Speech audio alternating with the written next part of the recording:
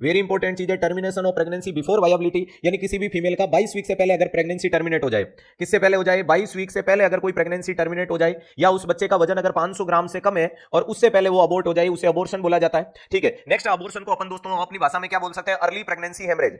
Late pregnancy haemorrhage में APH आता है, ध्यान रखिएगा, एंटीपार्टम हेमरेज जिसे बोला जाता है। अब बात कर रहे हैं कि प्यारे दोस्तों ये होती है स्पॉन्टेनियस नेचर की, यानी अपने आप होती है, हम उसको टर्मिनेट नहीं कराते हैं। जो इंड्यूस अबॉर्शन होता है उसको एमटीपी कहते हैं, मेडिकल टर्मिनेशन ऑफ प्रेगनेंसी, और जो अपने आप, तो याद रखिएगा ऑल टाइप अबॉर्शन इन स्पॉन्टेनियस नेचर, ये कैसा देखने को मिलता है, स्पॉन्टेनियस, यानी अपने आप हो जाता है। अब प्यारे दोस्तों अगर अपन बात करें कि प्रेगनेंसी के फर्स्ट ट्राइमेस्टर में, फर्स्ट ट्राइमेस्टर का मतलब होता है पहला तिमाह, अरे अगर मैं फर्स्ट ट्राइमेस्टर में बात करूं यानी पहला तिमाह, और यहां पर बात करूं प्यारे दोस्तों सेकंड ट्राइमेस्टर में, सेकंड ट्राइमेस्टर में, तो पहला तिमाह में प्रेगनेंसी के टर्मिनेट होने का कारण क्या होगा, अरे ये पहले ट्राइमेस्टर में प्रेगनेंसी के टर्मिनेट होने का कारण होगा प्यारे दोस्तों क्रोमोसोमल एबनॉर्मलिटी। ध्यान रखिएगा, फर्स्ट ट्राइमेस्टर में प्रेगनेंसी के टर्मिनेट होने का कारण है क्रोमोसोमल एबनॉर्मलिटी, वहीं पे सेकंड ट्राइमेस्टर में प्रेगनेंसी का अबॉर्ट होने का कारण होता है सर्वाइकल इनकॉम्पिटेंसी।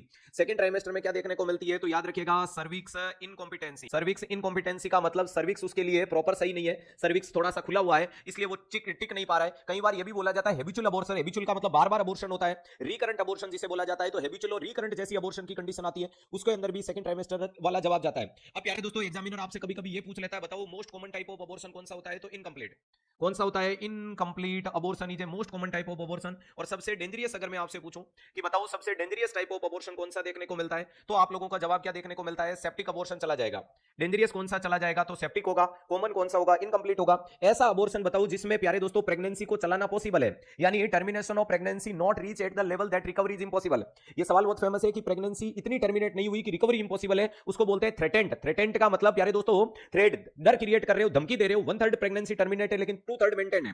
ध्यान रखिएगा, तो अगर मैं पूछ लूं रिकवरी पॉसिबल, अगर रिकवरी पॉसिबल वाली कंडीशंस में बात करूं तो उसे क्या बोला जाता है, थ्रेटेंट बताया जाता है। और वहीं पे मैं पूछूं कि termination of pregnancy reach at level that recovery impossible, तो उसे क्या बोला जाता है, तो सर उसे बोला जाता है इनइविटेबल। अरे उसे क्या बोला जाता है, इनइविटेबल। ध्यान रखिएगा, रिकवरी इम्पॉसिबल, यहां क्या लिखोगे, रिकवरी इम्पॉसिबल। तो रिकवरी इम्पॉसिबल कहां होती है, इनएविटेबल में देखने को मिलती है।